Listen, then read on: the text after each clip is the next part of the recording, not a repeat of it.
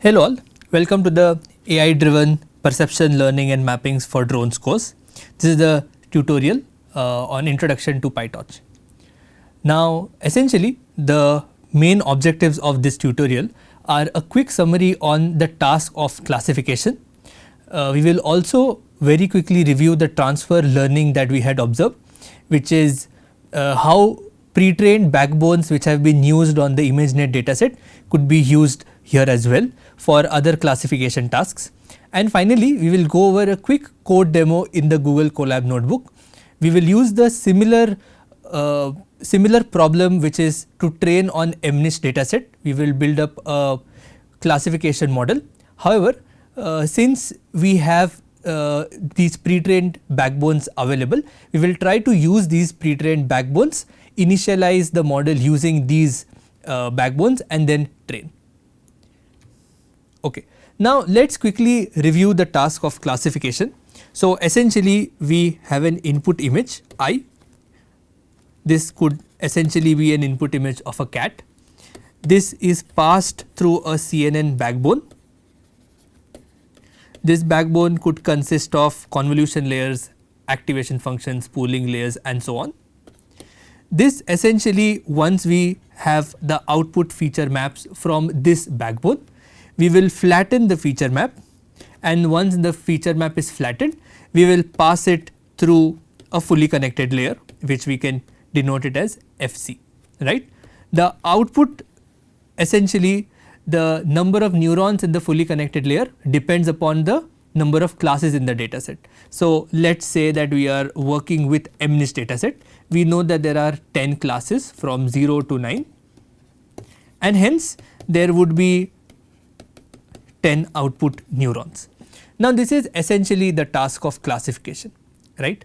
Now as observed in the previous lecture,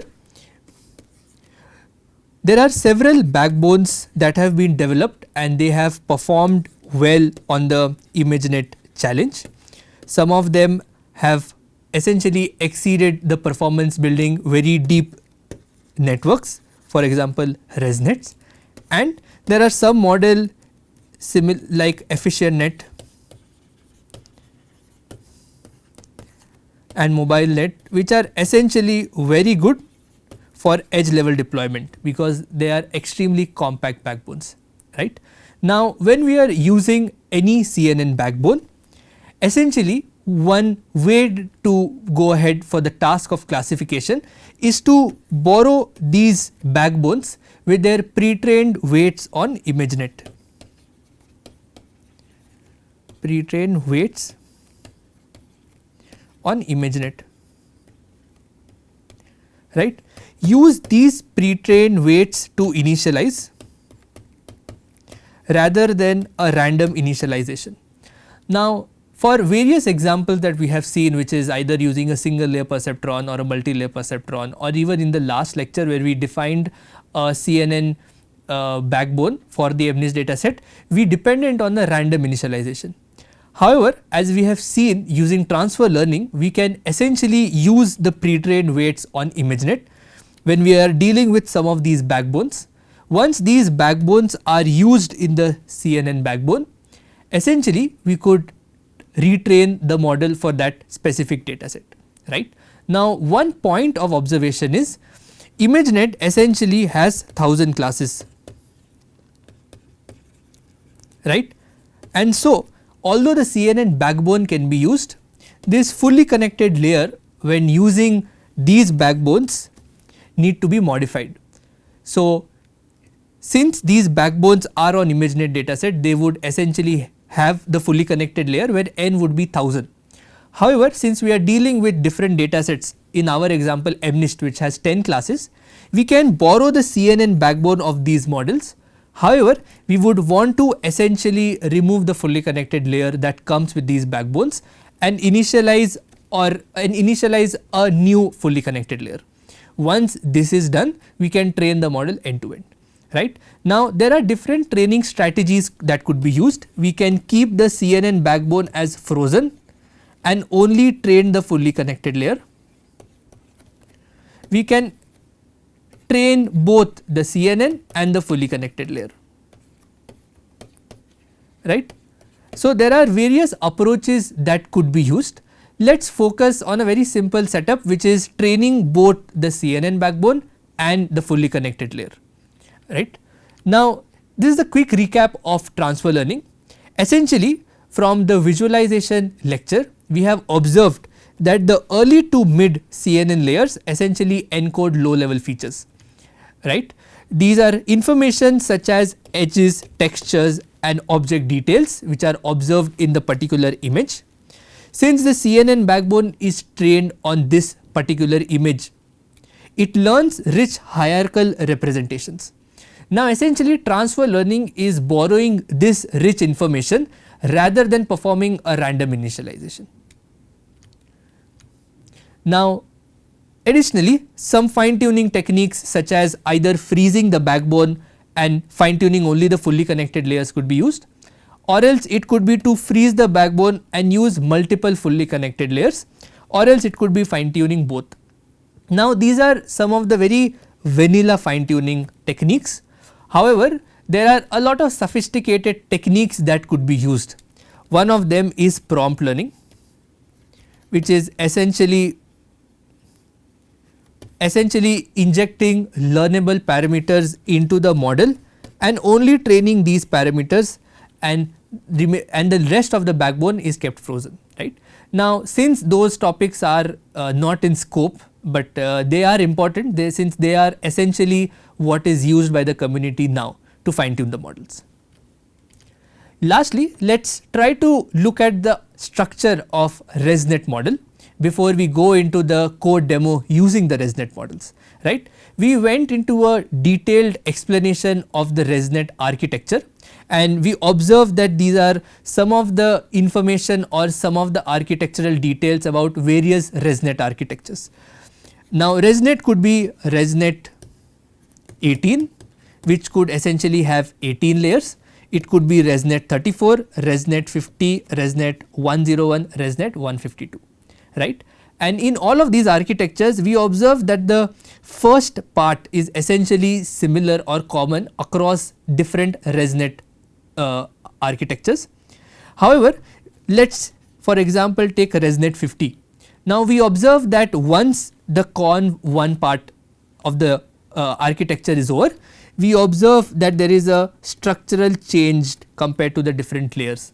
So, in ResNet 50, we observe that the first convolution would essentially be a 1x1 kernel size with the output channel of 64, followed by a 3x3 kernel with an output channel of 64, followed by a 1x1 channel with an output channels of 256. This is repeated 3 times and so on, it moves to the other convolution layers. Now, essentially once this is done, we observe that the output fully connected layer is for n is equals to 1000, since this is essentially what was required for ImageNet. Since we are working with the MNIST dataset, which only has 10 classes, our goal is to use this particular backbone as our CNN backbone and discard the fully connected layer that would be obtained through the initialization of the pre-trained model, right. Okay. Now, let us quickly go over the code demo. This is very similar to the MNIST dataset example that we saw in the previous tutorial. However, the goal of this particular tutorial is to use the pre-trained backbones available. This essentially is done using the torch vision functionality in PyTorch. Now, let us follow this step by step. The first step, as you would remember, is to load the important libraries, right. Once we have loaded or imported the important libraries, the goal is then to check what is the torch version and is the torch version deployed on GPU or not. In the current setting, it is not deployed on the GPU, which we will see later on. Okay. Now, let us also take a look at torch vision, right. Torch vision essentially is a functionality from PyTorch which gives us datasets which are generic datasets like MNIST dataset. It also has a bunch of data augmentations that can be used, and it gives us models. Models are essentially the models like ResNet, VGG, etc. that we have seen, which are general encoders which are used. Now let us take a look at hyperparameters. Now these are the hyperparameters which is similar to the last tutorial. We define the batch size, we define the epochs, the learning rate, the momentum, right. Now essentially we would define the data loader.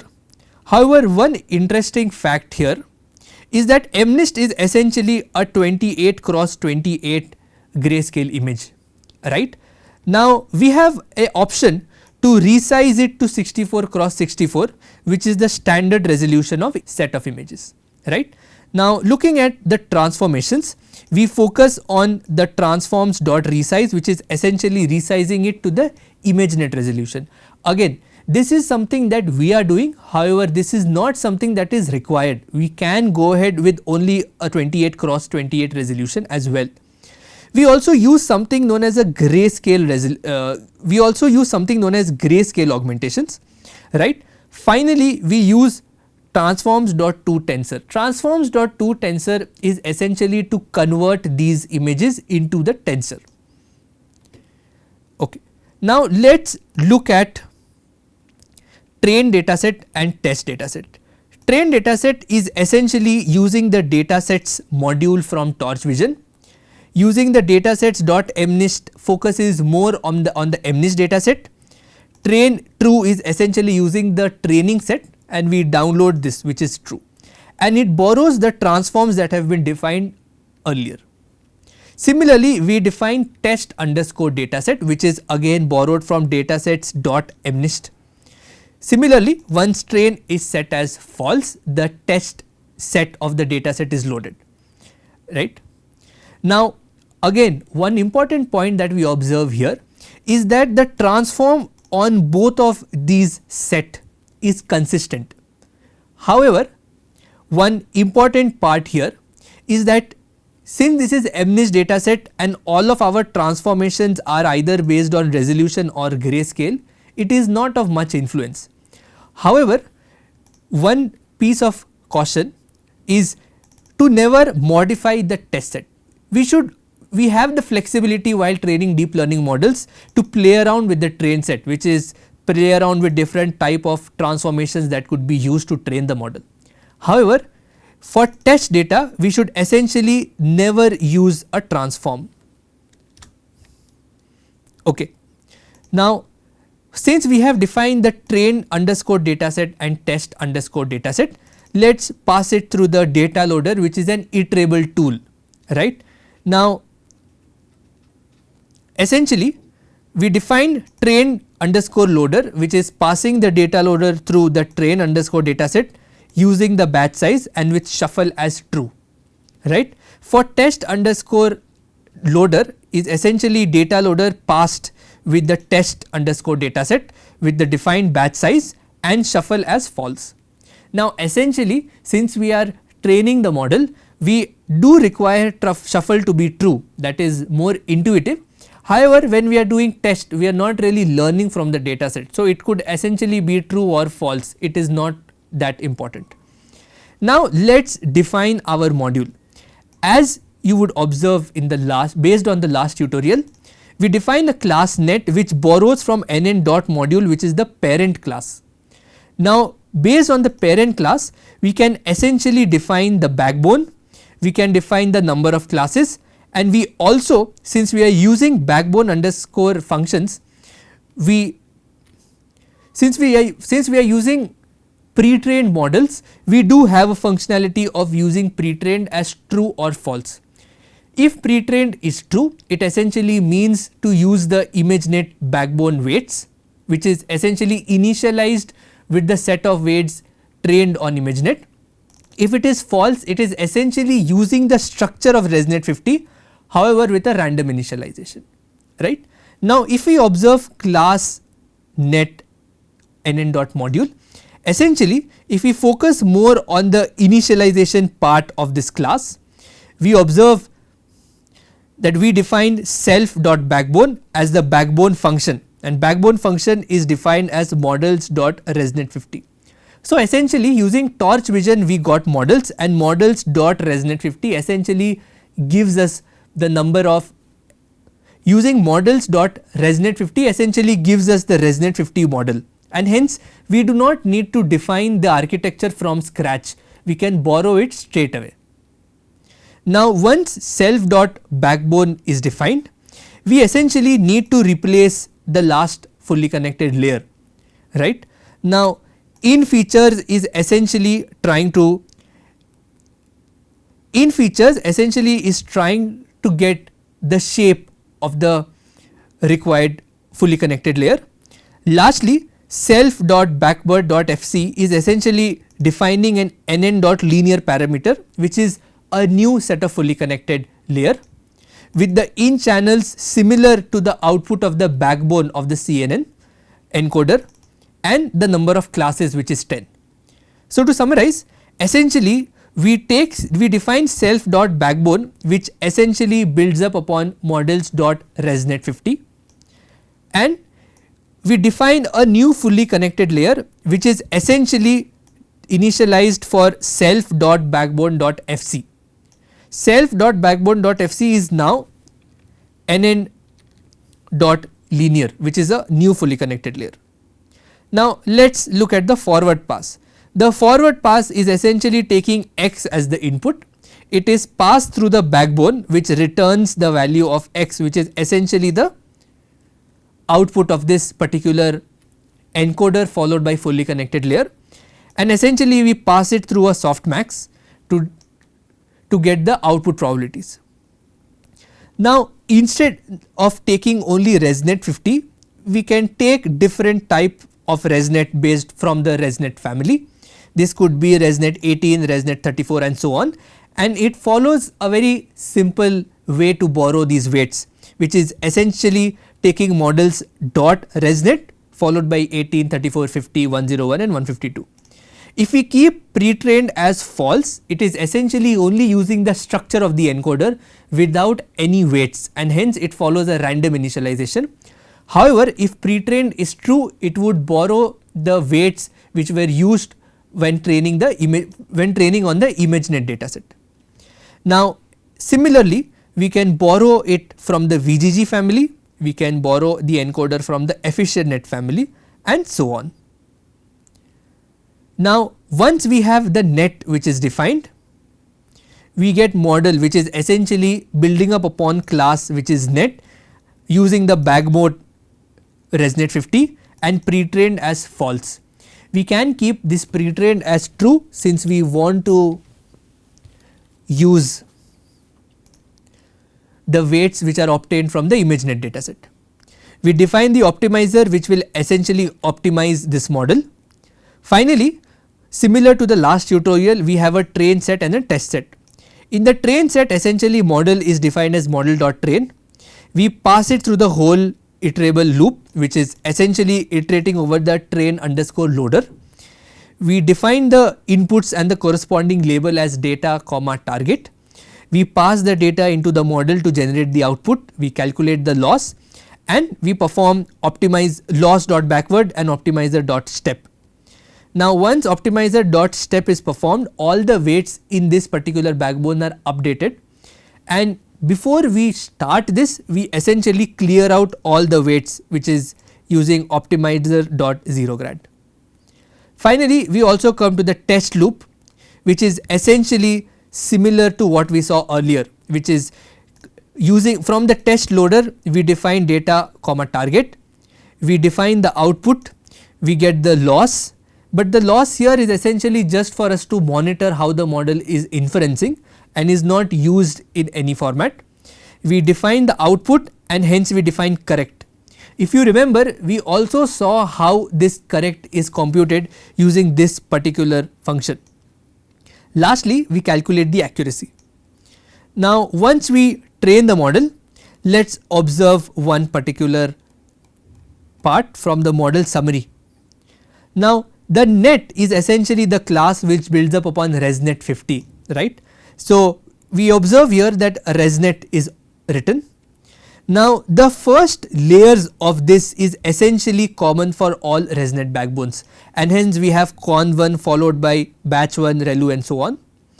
Now if we focus more on the bottleneck, we observe that this essentially has a kernel size of 1 cross 1, a convolution layer with kernel size 1 cross 1, followed by a convolution with kernel size 3 cross 3, followed by convolution with kernel size 1 cross 1. Once this is done, we observe this downsample, which is essentially a sequential of conv2d followed by batch norm. Sequential means it contains the feature map would essentially pass through the conv layer followed by a batch normalization layer. Now, one quick homework is to explain what is this downsample doing, or what part in the ResNet model does this downsample relate to, right? And similarly, we have bottleneck layers which are similar in the sense that we have a conv2d which have a kernel size of 1 cross 1, followed by a convolution layer with a kernel size 3 cross 3, followed by kernel size 1 cross 1. This is similar to the different type of architectures we saw in the slides for ResNet. Finally,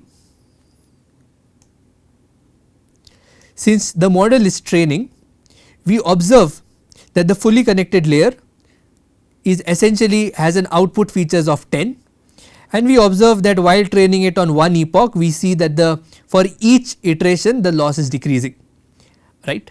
Now, since this is running on a CPU, it is very slow, but this is not part of the code, it is part of the functionality in Google Colab. Once we change this functionality, it can be deployed on GPU as well. Lastly, to summarize, this lecture covers the classification task.